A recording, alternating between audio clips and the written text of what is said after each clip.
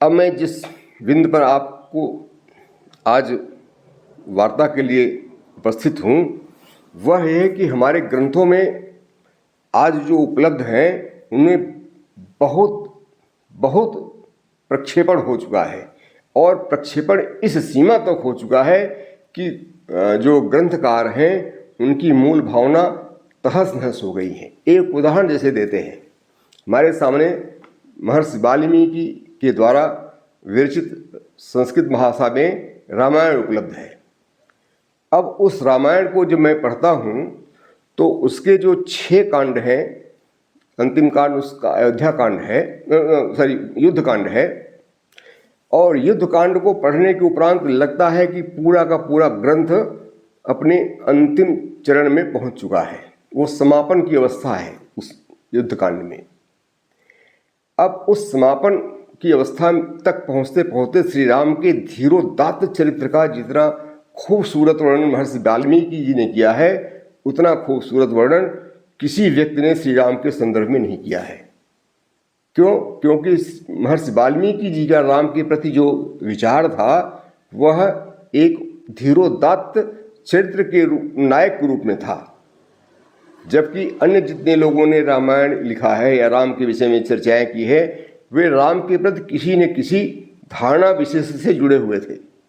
अब धारणा विशेष से जुड़ने का परिणाम होता है कि उत्तर कांड है वाल्मीकि रामायण में, जिसे हमारी किताबों में आजकल मिलता है। मैंने पूरी निष्ठा के साथ अध्ययन किया और पूरी दृढ़ता के साथ मैं इस मत पर हूँ कि जो उत्तर कांड है वाल्मीकि रामायण में, जो हमें गीता प्रेस गोरखपुर आदि किताबों के प्रकाशनों में मिलता है, वह उत्तर कांड महर्षि वाल्मीकि की कलम से लिखा ही नहीं जा सकता है।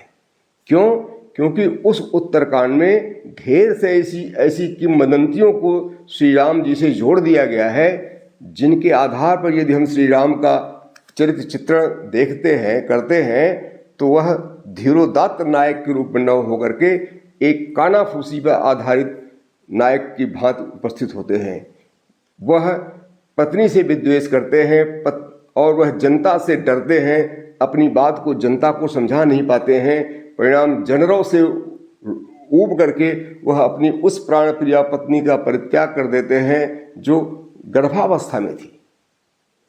वह राम जो किसी समय न्याय के पथ पर चलते हुए ब्राह्मण रावण का कुल नाश करते हैं, वह राम कानाफूसी के चक्कर में आकर के कतिपय ब्राह्मणों के उस्काने पर एक शूद्र तपस्वी की हत्या कर देते हैं।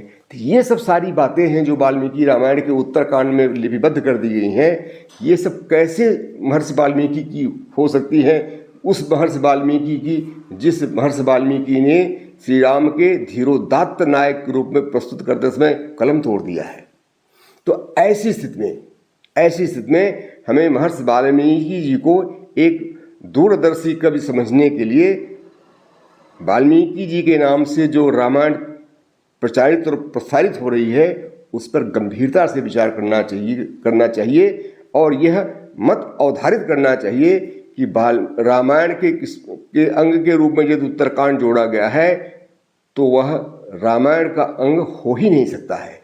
किसी भी ग्रंथ में कोई अनर्गल बात जोड़ देने से वह अनर्गल बात उस ग्रंथ का या उस रचनाकार का हो ही नहीं सकता है।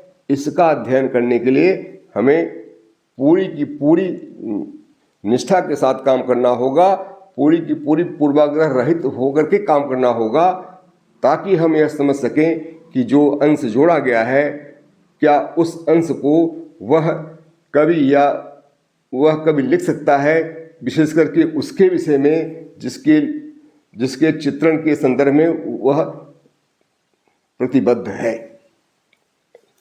अब हम आते हैं मनुस्मृति में।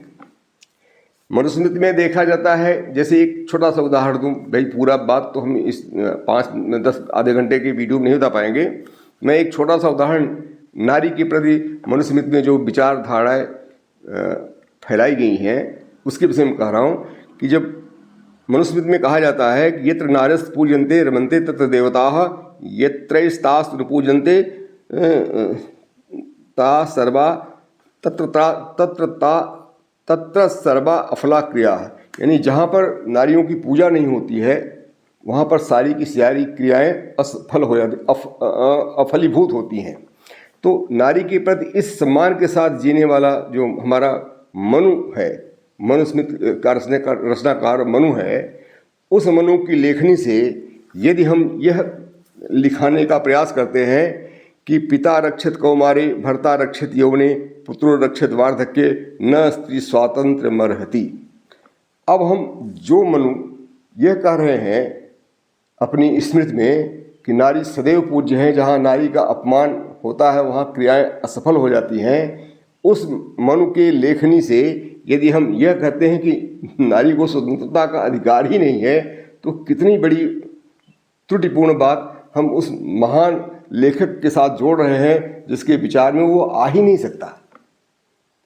तो ऐसे में अपनी किताबों, अपनी कृतियों में दोष ढूंढने की अपेक्षा हमें उन प्रक्षिप्तांशों को ढूंढना चाहिए जिनसे हमारे रचना का स्वरूप बिगड़ रहा है, रचनाकार के संदर्भ में हमारा दृष्टिकोण बदल रहा है। हम मनुस्मृति को न जलाएं, अपितु मनुस्मृति को पूर्वाग्रह रहित होकर के पढ़ें और जो प्रक्षिप्तांश लग रहा है उनसे मनुस्मृति को मुक्त करने का प्रयास करें। उनसे मनुस्मृति को मुक्त करके देखेंगे तो मनुस्मृति जलाने का नहीं, अभी तो मनुस्मृति अलमारी में रख करके उसके अनुसार आचरण करने की ओर उन्मुख होने का मार्ग प्रशस्त करेगा। अब मैं आता हूँ महान कवि संत स्वामी तुलसीदास जी पर। देखिए, तुलसीदास जी मध्यकाल के युग में अवतरित हुए थे और उन्होंने जो अमर काव्य रचा है वह दिनों दिन भारतीय जनमानस में पैठ करता जा रहा है। आज तो वह सैकड़ों लोगों की जीविका का एक साधन हो गया है। जगह जगह टोलियां बन गई हैं, जगह जगह रामायण बाँचने वाले एक टीम बना लिए हैं, उस टीम में 10-12 लोग रोजगार प्राप्त कर रहे हैं। और उन्होंने जिस राम के चरित्र को लिपिबद्ध किया है वह श्री राम, प्रभु राम हमारे समाज के, हमारे परिवार के, हमारे जीवन के इतने अनुकरणीय आदर्श हैं कि जिन्हें हम यदि जीने का प्रयास करें तो मेरा या हमारा व्यक्तिगत जीवन ही नहीं, पारिवारिक जीवन ही नहीं, अपितु सामाजिक जीवन भी यशोमय आनंद के साथ भर उठेगा। अब उस महान कृति में मैं एक संदर्भ देख रहा था, ये शायद अरण्यकांड के 33वें दोहे के मध्य है। कबंध राक्षस के वध के का प्रसंग है। उसमें लिखा है, पूज्य विप्र शील गुणहीना, पूज्य विप्र शील गुणहीना, शूद्र न पूज वेद प्रवीणा। अब इस चौपाई के आधार पर हमारे ब्राह्मण भाई दलितों के साथ क्या क्या दुर्व्यवहार कर सकते हैं और उसे धार्मिक बताने के लिए कोट करते हैं कि तुलसीदास जी ने यही कहा है, पूज्य विप्र। यह जातिवादी सोच की घृणित पराकाष्ठा है। उस समाज के संदर्भ में, उस महान कृति के संदर्भ में, जिस महान कृति का जो नायक है उसने कभी भी अपने आप को जातिवाद से नहीं जोड़ा है। यदि ऐसा होता तो रावण का वध वो न करता। रावण का वध राम ने किया था, यह तो एक ऐतिहासिक घटना है। ऐसी स्थिति में जातिवादी विचार को बताने वाली इस चौपाई को यदि रामचरितमानस में रखा गया है तो यह तुलसीदास का दोष नहीं है, अपितु तुलसीदास के पवित्र रामायण में इसे पूरी कुटिलता के साथ स्थापित करने वाले विद्वान का दोष है। अब हम उस विद्वान को तो ढूंढ नहीं पाएंगे जिसने इस चौपाई को यहाँ पर बड़ी खूबसूरती के साथ स्थापित कर दिया है। तो हमें क्या करना होगा?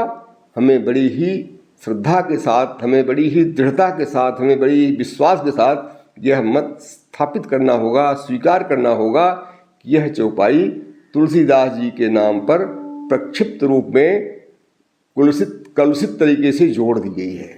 अतः इस चौपाई को या इस तरह से जितनी भी चौपाइयाँ हैं उन्हें जब तक हम हटाने का साहस नहीं करेंगे तब तक हम न तो समाज में समरसता स्थापित कर पाएंगे और न समाज के एक मार्गदर्शी कवि के रूप में तुलसीदास को स्थापित कर सकेंगे। आज जो युग है, आज हमारा जो समाज है वो प्रबुद्ध लोगों का समाज है, वह अंधश्रद्धा पर चलने वालों का समाज नहीं है। आज सबसे बड़ा सामाजिक संकट हम सनातन के लोग झेल रहे हैं, जहां हमें जातियों में बांटा जा रहा है, जहां हमें ऊंच नीच की श्रेणी में बांटा जा रहा है। ऊंच नीच की श्रेणी में बांटने वाले इस तरह से जितने भी प्रक्षिप्तांश हैं, उन प्रक्षिप्तांश को ईमानदारी के साथ चिन्हित करके उनसे स्वयं को अलग करना है, उनसे इन महान कृतियों को अलग करना है। ऐसी किंवदंतियों से हमें, जब हम अपने साहित्य को, अपने कवियों को मुक्त करेंगे, तब हमें पता चलेगा कि हमारे कवियों ने पूर्व में समाज के हित के लिए कितना बड़ा योगदान दिया था। फिर तो हमारे मन में मुमुक्षा नहीं रह जाएगी, फिर हमारे मन में भगवान के चरण में बैठ करके काम धाम छोड़ करके भजन का व्यामोह नहीं रह जाएगा। फिर हम आप कंधे पर हल लेंगे और मुंह में भगवान का नाम लेंगे।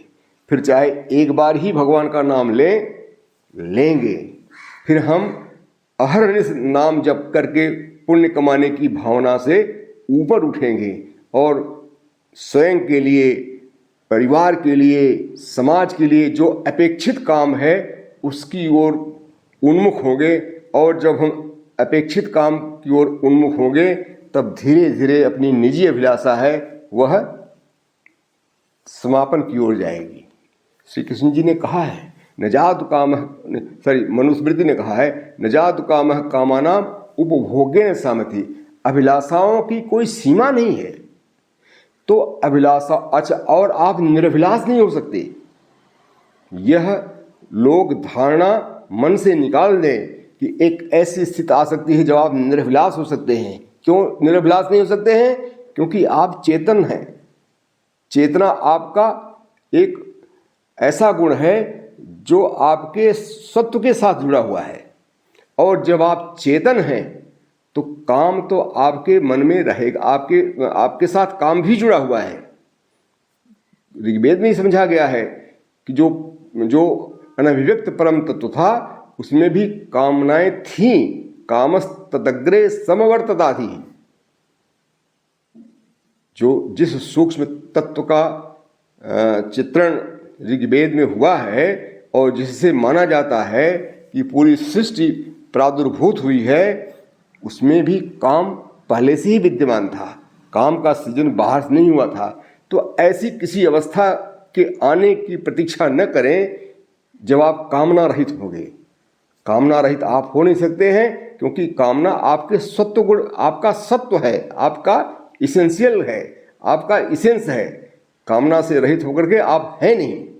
कामना से रहित क्या होता है? जड़ पदार्थ होता है। आप चेतन हैं तो आप कामना से युक्त रहेंगे। बस करना क्या है कि आपके कामनाओं में निजी कामना की तुलना में, निजी कामना की अपेक्षा को स्थान देना है।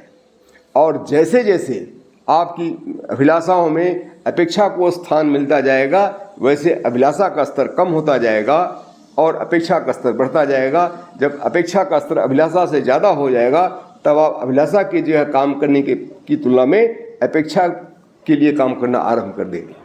यही है श्री कृष्ण का ब्राह्मी स्थिति में पहुंचना। ऐसा ब्राह्मी स्थिति प्राप्य नैनम, ऐसा ब्राह्मी स्थिति प्राप्य नैनम प्राप्य विमुक्ते। तो ब्राह्मी स्थिति क्या है कि जिसको प्राप्त करके आप विमोहित नहीं हो सकते हैं। तो आप ब्राह्मी स्थिति को प्राप्त हों, आप कामनाओं से रहित हों। कामनाओं से रहित तब होंगे जब आप अपेक्षाओं को अपने कामनाओं में जगह देना आरंभ करेंगे। तो आप अपनी कामनाओं की जगह है, अभिलाषा की जगह है, अपेक्षा को ध्यान दें मोक्ष की जगह अभिलाषा को ध्यान दें, मोक्ष की जगह जीवन को ध्यान दें। जीवन आपसे अपेक्षित है, मोक्ष अपेक्षित नहीं है। मोक्ष तो आपकी अभिलाषा है, जीवन आपके परिवार की अभिलाषा है, जीवन आपके समाज की अभिलाषा है, जीवन आपके देश के कानून की अभिलाषा है, जीवन तो परमात्मा की अभिलाषा है। तो परमात्मा की अभिलाषा से जुड़िए, परमात्मा होने का प्रयास कीजिए, मदभाव को प्राप्त कीजिए। मदभाव को प्राप्त करेंगे तो आप अपेक्षाओं की दिशा में काम करना शुरू करेंगे, क्योंकि श्री कृष्ण जी ने स्वयं कहा है कि मैं अपेक्षाओं के लिए काम करता हूँ, मुझसे जो अपेक्षा होती है वह मैं काम करता हूँ। नियत कर्म मैं नियत कर्म करता हूँ। अब आप यदि मदभाव को प्राप्त होंगे, श्री कृष्ण के भाव को प्राप्त होंगे, परमात्मा के भाव प्राप्त हो गए, तब आपके मन में मुक्त की अभिलाषा नहीं रह जाएगी, अपितु अपेक्षित कर्म करने की अभिलाषा होगी। आपकी अभिलाषा का मोड चेंज हो जाएगा, आपकी अभिलाषा का विषय चेंज हो जाएगा। तो अपनी अभिलाषाओं का विषय चेंज कीजिए और मोक्ष की जगह आप जीवन को स्थान दीजिए, और जीवन को स्थान देंगे तब आप अभिलाषा की जगह अपेक्षा को वरीयता देंगे। तो अभिलाषा की जगह अपेक्षा को ध्यान दें, यही हमारी रचनाओं का मंतव्य है।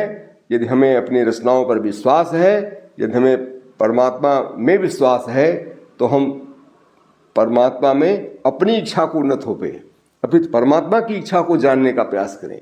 यही तो अर्जुन ने जाना था, अर्जुन ने यही तो आश्वासन दिया था कि करिष्ये वचनम तव, आपका जो वचन है वह मैं करूँगा।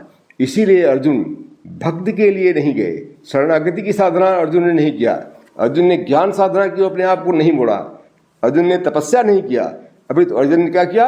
अर्जुन ने नियत कर्म किया, अर्जुन ने युद्ध किया, क्योंकि उस समय अर्जुन के नियत कर्म में युद्ध करना ही था। नियत कर्म का मतलब कोई युद्ध करना नहीं होता है। नियत कर्म का मतलब होता है वह कर्म जिसकी आपसे अपेक्षा हो। वह अपेक्षा करने वाला आपके परिवार का मुखिया हो सकता है, वह अपेक्षा करने वाला आपके समाज का मुखिया हो सकता है, समाज के व्यवस्थापक हो सकते हैं, वह अपेक्षा करने वाला आपका नियोक्ता हो सकता है, वह अपेक्षा करने वाला आपका जो निजी व्यापार है, उस व्यापार के भी मूलभूत कुछ नियम कानून होते हैं, उन नियम कानून पर उतरने का प्रयास कीजिए ताकि आपका निजी व्यापार भी स्मूथली रन कर सके। तो मैं इन्हीं शब्दों के साथ आप सबसे विदा लेना चाहता हूँ। विश्वास है कि आपको मेरी बातें पसंद आई होंगी, और यदि मेरी बातें पसंद आई हों तो मेरे वीडियो के कमेंट बॉक्स में अपनी टिप्पणी अवश्य लिखें और मेरे चैनल को सब्सक्राइब करें। धन्यवाद।